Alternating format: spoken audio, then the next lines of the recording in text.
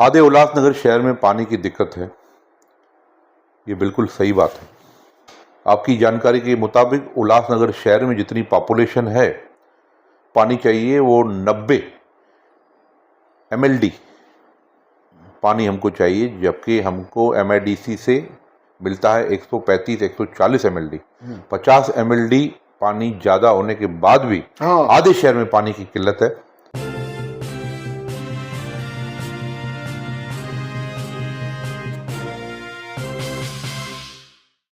Online पर electronics products की best deal ढूंढ रहे हो तो उल्लासनगर शिवाजी चौक पर मिलेगी सबसे सस्ती डील, सिर्फ महालक्ष्मी सेल्स पर।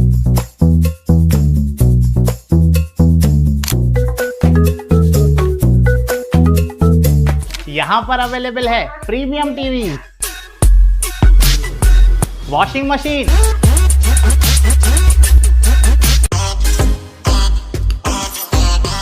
फ्रिज में भी बहुत सारे ऑप्शंस मिल जाएंगे, double door and single door में भी। AC, air cooler, TG cooler, deep freezer, आटा चक्की, laptop, water purifier, home theatre, inverter, batteries. Best offers के लिए विजिट कीजिए महालक्ष्मी सेल्स, शिवाजी चौक, Ulhasnagar 3। Planning to purchase property or find a home for rent? Rashi Realty is here to help. Visit us in Nerul, Seawoods, Navi Mumbai, and let us help you find your perfect property. आज लेते हैं मुलाकात मनोज लासी जी के साथ, जो शिवसेना के बड़े नेता भी एक कद्दावर नेता है उल्लासनगर शहर के। आज लेते हैं मुलाकात मनोज जी, उल्लासनगर में तापमान बढ़ते हुए क्या लग रहा है आपको कि पानी की पूरत है पूरे उल्लासनगर शहर के अंदर? क्या कहेंगे इस पानी के मुद्दे के ऊपर?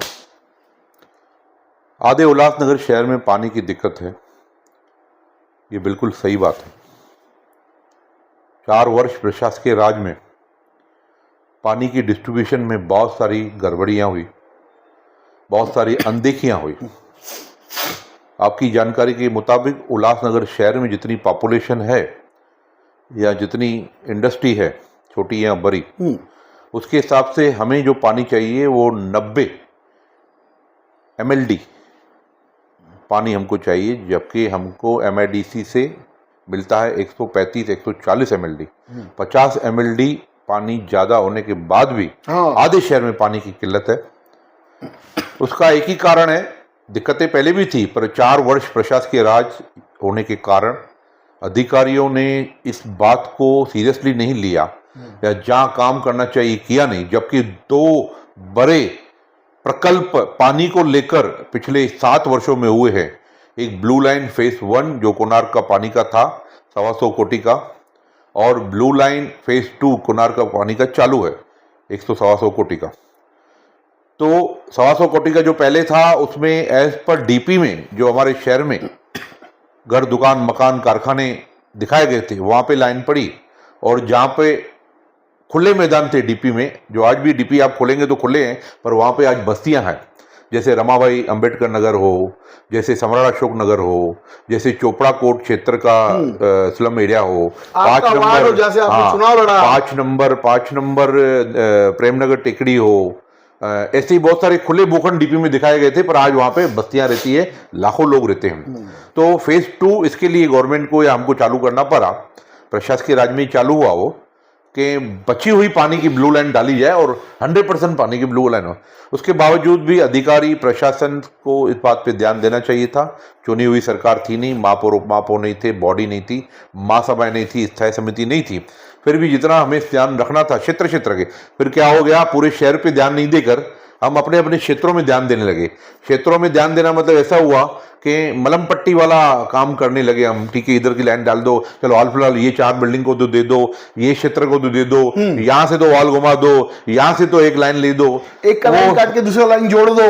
आप बोल सकते हैं ऐसा जोड़ना तोड़ना हम नहीं करते हैं, पर क्या होता है, इमरजेंसी जहाँ होती है वहां पे प्रायोरिटी पानी जैसी चीज जो अति आवश्यक है, तो वो देने के लिए कहीं ना कहीं हम बाध्य हो जाते हैं। तो इस तरह की काम बातें भी हुई होगी, उसको डिनाय नहीं करते, पर हम मतलब सभी शहर के जो भी पूर्व नगर सेवक थे या राजनेता थे, वो अपने अपने क्षेत्रों में कार्य कर रहे थे और उन्होंने वहां पे प्राथमिकता दी उस क्षेत्र को पानी पहुंचाने के लिए, 90 जबकि अधिकारियों का काम था उसको देखना। तो आपकी बात बरोबर है, शहर में पानी की किल्लत है। हाँ। उसके रास्ते ऐसे नहीं निकाले जा सकते। हम दुनिया तो चांद पर पहुंच, हिंदुस्तान देश तो चांद पर पहुंच गया, तो हमारे शहर में पानी लोगों तक पहुंचाना कोई बड़ा टास्क नहीं है, रॉकेट साइंस नहीं है। उसके लिए हम सब कार्यरत हैं। महायुति के हमारे महापौर, हमारे उपमहापौर, हम सब, और यहाँ तक कि हमारे लाडले नेता पप्पू कालानी जी और हमारे विजनरी लीडर ओमी कालानी जी भी इस पर पूरी तरह से कार्यरत है। समय 1 महीना हुआ है, नई सरकार बने हुए, एक ही सभा हुई है, महासभा हुई है। सभा के अंदर आपने शहरवासियों को तोहफा दे दिया भाव बढ़ा के।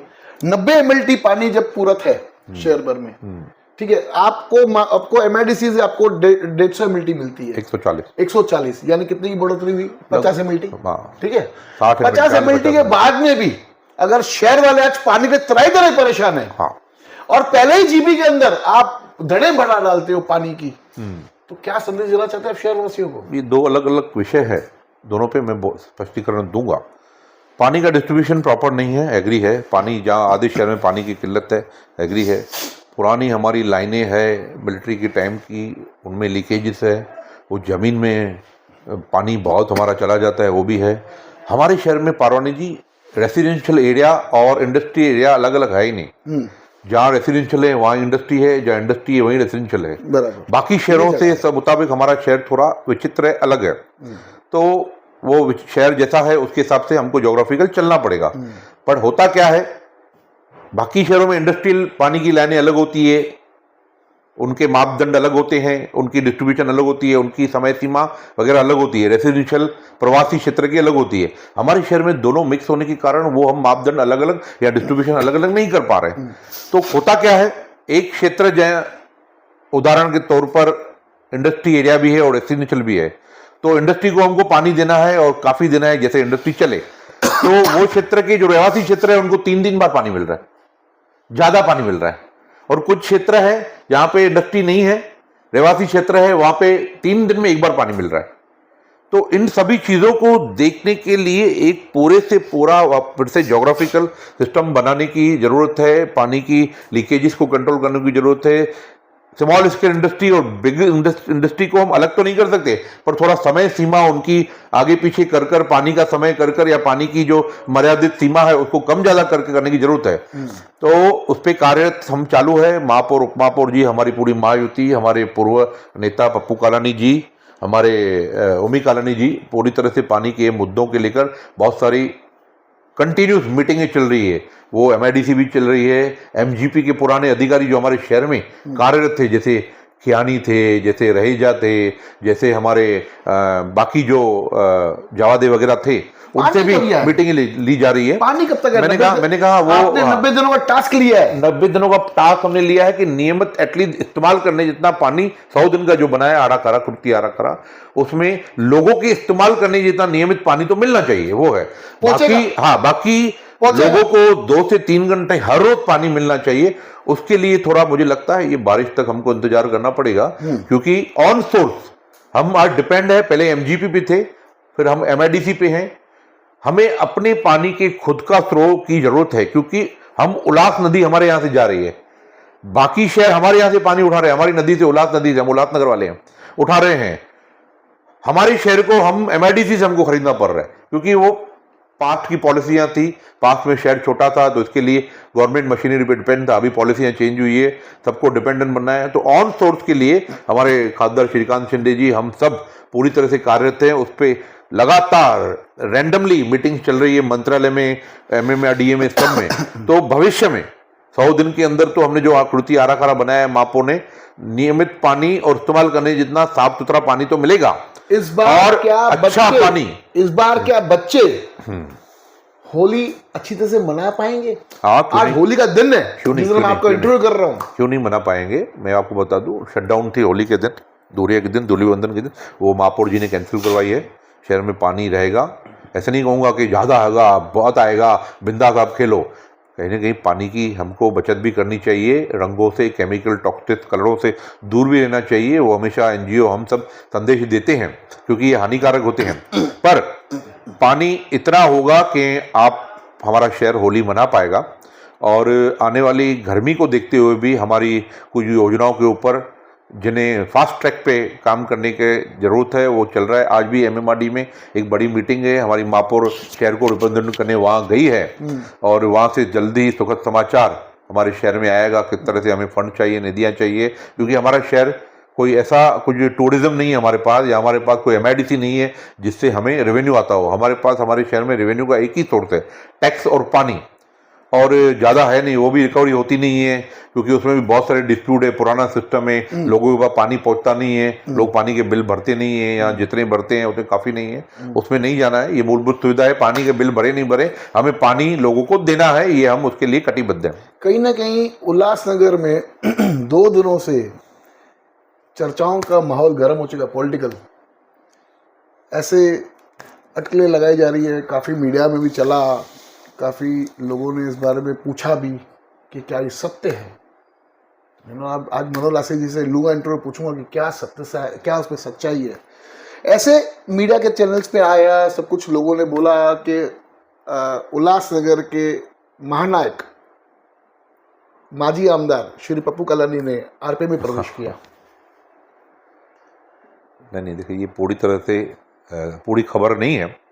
कल की एक RPI Republican party of India Athawale गढ़ उल्लासनगर की एक पत्रकार परिषद थी जहाँ पर पप्पू कलानी जी आरपीआई के माजी आमदार थे, वो नाते वहाँ पे पहुँचे थे, और साथ ही साथ नाना बागुल जी के साथ उनकी मित्रता है, अठावले साहब जी को अपना नेता मानते हैं, वो नाते से वो गए थे नाना बागुल जी के आग्रह पर वहाँ पे एक ऐसा हो गया कि उन्होंने प्रवेश किया। और पप्पू कलानी जी अभी इन पक्ष से, पॉलिटिक्स से, प्रवेश से बहुत ऊपर उठ चुके हैं, वो पूरे शहर के नेता बन चुके हैं, थाने डिस्ट्रिक्ट के वो नेता हैं। आज पार्टी उनके लिए या पक्ष या पद या प्रवेश कोई बड़ी बात नहीं है या मायने नहीं रखते, वो अबाउट देन ऑल है। वो पप्पू कलानी जी को कभी भारतीय जनता पार्टी वाले भी मफलर डाल देते हैं तो मना नहीं करते, कभी शिवसेना वाले के अभी शिवसेना का वो डालते हैं, और पार्टी नेता समझे, बिल्कुल और वो शहर के नेता है, और पार्टी पॉलिटिक्स से हो, आरपीआई हो, कांग्रेस हो, बिल्कुल मतलब और पार्टी नेता। हाँ, उल्लासनगर के महानायक शहर के हित के लिए, शहर के विकास के लिए, शहर की समस्याओं के लिए सुलझाने के लिए वो पार्टी पॉलिटिक्स वगैरह को देखते ही नहीं है। वो आमदार कार्यालय चले जाते हैं, वो खासदार कार्यालय से इन दिनों काम कर रहे हैं, वो आरपीआई के पत्रकार परिषदों में जाके बैठ रहे हैं, वो कांग्रेस नेता रोहित सालवे जी के बुलावे पे कहीं चले, महाराष्ट्र नवनिर्माण सेनाओं के साथ वो लोग बैठते हैं। तो ये अभी इन बातों से परे हो चुके हैं। कल की एक जो बैठक थी पत्रकार परिषद पूरे शहर वो, हाँ, देखिए पप्पू कलानी तो एक ब्रांड है, वो खांसते भी है तो खबर बनती है, तो कल तो इतनी बड़ी चीज़ थी, पर उसको समय रहते उसको उन्होंने हमने क्लियर किया, लोगों में असमंजस नहीं हो, और आज वो पूरी तरह से शिवसेना पार्टी के नेता बन के काम कर रहे हैं, खासदार कार्यालय से जनित के लोगों के कार्य कर रहे हैं। शिवसेना पार्टी के सभी नगर सेवक, हम सब नेता, हम सब जो भी हैं, उनके साथ कंधे से कंधा मिला के शहर हित में कार्य कर रहे हैं, पार्टी को आगे बढ़ाने का कार्य है। आने वाली 6 तारीख को शिव जयंती है, जो पूरे उनके लिए वहाँ पे उनकी बैठकें चालू है। पहली बार ऐसा होगा कि 5000 से ज़्यादा सिंधी समाज के लोग और व्यापारीगण इस शिव जयंती के जुलूस में शामिल होने वाले, उस पर रणनीति चल रही है। पूरे महाराष्ट्र में ये संदेश जो वड़ा पाव और दाल पकवान का संदेश है, वो पूरे महाराष्ट्र में जाने के लिए 6 तारीख की शिव जयंती पे वो कार्य कर रहे हैं।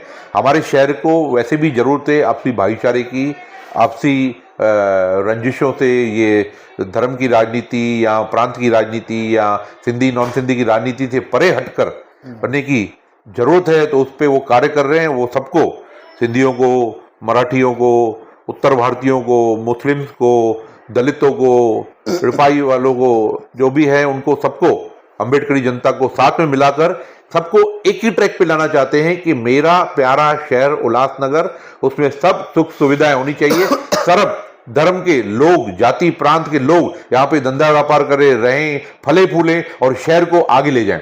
देखिए ये शहर है ना, ये भाईचारों का शहर है, व्यापारियों का शहर है, यहाँ पर हर एक वर्ग के लोग रहते हैं, ठीक है। ये जो आपसी रंजिश जो आपने बोली खत्म हो, ये जो हो रही है सिर्फ पॉलिटिकल पार्टियों की वजह से हो रही है, कंट्रोवर्सीज ये वो सब।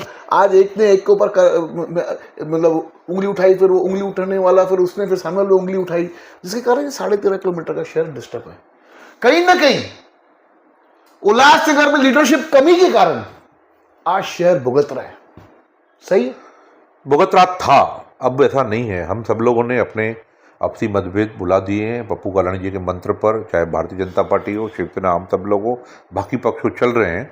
शुरुआत में हुआ था, नई नई महापौर बनी थी या महापौर बनते हुए थे, वो हमने समय रहते अभी खत्म कर दिए। अब सबका हाँ खत्म हुआ। तो आज हम एक ही पप्पू कालानी जी के मंत्र पे चल रहे हैं कि हमें आपसी रंजिशों या आपसी मनमुटाव के कारण इस शहर को और तकलीफ नहीं देनी है। तो हम सब अभी एक ही ट्रैक पे हैं, पूरी तरह से कार्य कर रहे हैं। महानगर पालिका से मंडे टू फ्राइडे हम बैठकर यहाँ पर जम्मू पुरस्वानी जी, प्रकाश मकीजा जी, प्रदीप रामचंद्र जी, राजेश भद्रिया जी, हम अरुण अशान जी, राजेंद्र चौधरी, बुल्लर महाराज, अमर लुंड, शेरी लुंड, महापौर, सब हम लोग बैठ के यहाँ पे कंटिन्यू हर चीज़ के लिए मंथन चिंतन कर रहे हैं। प्रशासकीय राज में जो गड़बड़ियाँ हुई है, प्रशासकीय राज में जो खामियाँ हुई है, प्रशासकीय राज में जो अनदेखियाँ हुई है, उन्हें समय रहते धीरे धीरे हर रोज़ वो करवाते हैं। आपने आज भी कारपोरेशन आए हैं तो मैं महापौर कार्यालय से कार्यरत हूँ, कार्य कर रहा हूँ। आपने यहाँ पे साक्षात्कार मेरा लिया है, बिल्कुल। तो हमने वो चीज़ें अभी छोड़ दी हैं। तो मीडिया से भी मैं कहूँगा कि अभी हमसे इस तरह के प्रश्न है, हम तरफ इस तरह के वार्तालाप छोड़कर हमसे अब अकाउंटेबिलिटी लीजिए कि शहर में इस काम का क्या हुआ, शहर में ये काम का क्या हुआ, शहर में डंपिंग ग्राउंड का क्या हुआ, शहर में जैसे आज आप पानी की अपनी समस्या बोली। आपको डंपिंग ग्राउंड आपने अच्छा याद करवाया। डंपिंग ग्राउंड उल्लासनगर के 5 नंबर की जनता त्राई परेशान है। बेचारे बुजुर्ग लोग सुबह को उठते हैं तो बेचारों की तबीयत खराब होती है, क्योंकि वहां पे धुआं इतना बढ़ चुका है। उल्लासनगर की महानगर पालिका और उल्लासनगर के नवनिर्वाचित नगर सेवक, उल्लासनगर के वरिष्ठ नेता इस विषय में क्या कर रहे हैं? पूरी तरह से वो कार्यरत हैं, चाहे नए हो या पुराने हो। और नए नगर सेवक की तो मैं पारवानी जी क्या बात करूं, क्या उनमें एक जोश है, क्या उनमें एक गति है, क्या उनमें एक लगन है। चाहे वो भारतीय जनता पार्टी के नए चुने हुए हो या शिवसेना के चुने हुए, 41 नए नगर सेवक जिस गति के साथ कार्य कर रहे हैं, चाहे उसमें इंक्लूडिंग महापौर क्यों ना हो, हाँ। जिस तरह से वो कार्य कर रहे हैं वो काबिल तारीफ है। चुन के है काबिल तारीफ है। नए जो 41 नगर सेवक कार्य कर रहे हैं, वो उनकी जो भी मेहनत है या उनकी जो लगन है वो आगे रंग दिखाएगी। रहा डंपिंग ग्राउंड का 5 नंबर का विषय, बिल्कुल वो हमसे छुपा हुआ नहीं है। 5 नंबर की व्यापारी जनता और गुरुद्वारे, आश्रमों और धर्म स्थलों का हमारा नगर 5 नंबर आज कहीं ना कहीं इसमें क्षतिग्रस्त हो रहा है, परेशान है। आपने बताया धुएं के कारण गर्मी बढ़ती है तो वहाँ पे धुआं बढ़ रहा है, सांस लेने में दिक्कत होती है, दुर्गंध है, सब चीज़ें हैं उनसे अब कर। पर उसका एक पर्यायी मार्ग, उसका ठोस कदम, उसका परमानेंट सॉल्यूशन जो एक है, उसके ऊपर कार्य चालू हो चुका है। हमने चुनाव के वक्त शिवसेना और टीओके के हम सब लोग जाके बदलापुर के उस प्रकल्प का दौरा भी किया था। हमने दिखाया था भव्य 10 लाख स्क्वायर फुट का वहाँ पे भव्य प्रकल्प बन रहा है, जहाँ पे न सिर्फ उल्लासनगर, अंबरनाथ, बदलापुर का पूरा कचरा वहाँ पे डंप होगा, वहाँ पे उस पर विलोवाट किया जाएगा, उस पर सेग्रीगेशन किया जाएगा, उसमें से गैस बनाई जाएगी, प्लास्टिक अलग किया जाएगा, पेपर अलग किया जाएगा। बड़े लेवल पे वो MMRDA का प्रकल्प खासदार श्रीकांत शिंदे जी का वो ड्रीम प्रोजेक्ट है, उस पर काम चालू हो चुका है, शेड का काम चालू हो चुका है, मशीनरी लगना चालू हुई है। 6 से 7 महीने के अंदर बारिश के आसपास, दिवाली के आसपास, मुझे लगता है ये उल्लासनगर की नहीं, अंबरनाथ, बदलापुर की ये डंपिंग समस्या हमारे उल्लासनगर की ज्यादा है, 5 नंबर में ज्यादा इस बात की दिक्कत है, ज्वलंत है एकदम। तो ये खत्म हो जाएगी। हमने लोगों को दिखाया है, वो वहाँ पे काम चालू है, लोग खुद भी जा रहे हैं, खुद भी देख रहे हैं, NGO भी देख रहे हैं जाके, वहाँ पे जो राइट ऑफ इंफॉर्मेशन वाले जागृत लोग हैं वो भी जाके देख रहे हैं। पर आपके माध्यम से उल्लासनगर 5 की विशेष जनता को, संतों महात्माओं को हाथ जोड़ के मैं माफी मांगना चाहूंगा कि ये जो दिक्कतें अभी 2-4-5 महीने की रही हुई है, उससे भी कुछ ना कुछ टेम्पररी रास्ता, हम उधर पानी का फुहारड़ी करना या उधर केमिकल डालना, यहाँ पे वो आग बढ़े नहीं, धुआं बढ़े नहीं, उसके पीछे डिपार्टमेंट काम कर रहे हैं। 5 नंबर के लोग नगर सेवक कार्यरत हैं, जूने हो या नए हो, या हम लोग पूरी तरह से कार्यरत है। पर दिक्कत है, समस्या है, तो इस बात की थोड़ी और दिक्कत कुछ महीने हो सकती है, उसके लिए हम आग्रह करते हैं हमें माफ़ करें। हम क्योंकि अभी बॉडी आ चुकी है, हम दूसरे के ऊपर नहीं डाल सकते हैं, जवाबदारी हमें खुद को लेनी पड़ेगी, तो हम लेने के लिए तैयार हैं। और इसका हमेशा के लिए परमानेंट मार्ग निकलने की हम आके कगार पर पहुंच चुके हैं। थोड़े महीनों की समस्या है, दिक्कत है, मैं नहीं कहूँगा उसे बर्दाश्त करिए, पर वो आपको हो रही है, उसके लिए सब्र कीजिए। हम माफ़ी के आग्रही हैं, और उस पर टेम्पररी काम, फुहारी वगैरह, पानी डालना, ये करना, गेम करना, उसके ऊपर हम कर रहे हैं, उसको हम जड़ से खत्म करने की कोशिश कर रहे हैं। मनोज लासी जी से लिया मुलाकात और उल्लासनगर के जो विषय, जो ज्वलंत मुद्दे थे, उन पे बात हुई। आज मनोज लासी जी ने इस बात को माना कि दिक्कतें हैं, लेकिन उसका निवारण के लिए हमारी पूरी टीम लगी हुई है, हमारे पूरे नेतागण लगे हुए हैं। खुद पप्पू कालानी जी आज फील्ड पर है और कहीं पे भी बुलाओ तो आते हैं और लोगों का के समस्या का निवारण करते हैं। आज जिस प्रकार से शहर भुगत रहा है, मनोज लासी जी ने शहरवासियों से इस बारे में माफ़ी भी मांगी कि नहीं, ऐसा नहीं होना चाहिए शहरवासी। लेकिन क्या करें, प्रशासक के राज में जिस प्रकार से उल्टी सीधी बातें जो हुई है उसको सीधा करने में कुछ समय लगेगा। तो धन्यवाद, देखते हुए फिर इस ब्लॉगिंग न्यूज़ चैनल। धन्यवाद।